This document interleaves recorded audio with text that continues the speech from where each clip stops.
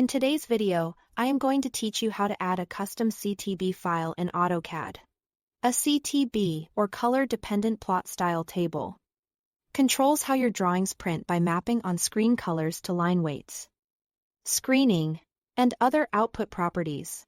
If your office shares a standard look for printed sheets or a client has issued a specific plotting standard, adding the right CTB ensures your prints match those expectations every time. Before we begin, make sure you've already downloaded or received the CTB file you need and saved it somewhere easy to find, like your desktop or a project folder. Now, with AutoCAD open, click into the command line at the bottom of your screen. Type Styles Manager, all one word, and press Enter. This command doesn't change your drawing. Instead, it opens the System folder where AutoCAD stores all plot style files for your current profile. You'll see a window with files that end in .ctb or .stb.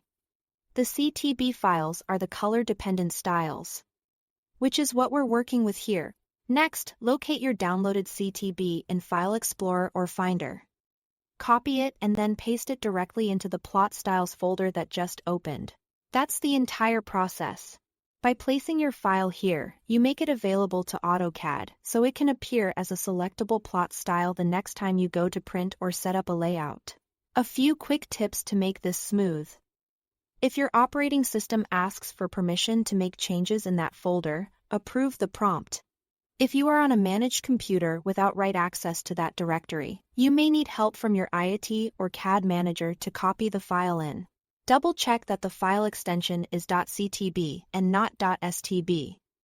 STB files are named plot styles and won't show up in the CTB list. If you accidentally received an STB when you need a CTB, request the correct format. In most cases, AutoCAD recognizes the new file immediately. If you don't see it later in your plot style list, try closing and reopening the plot dialog or simply restart AutoCAD to refresh the list.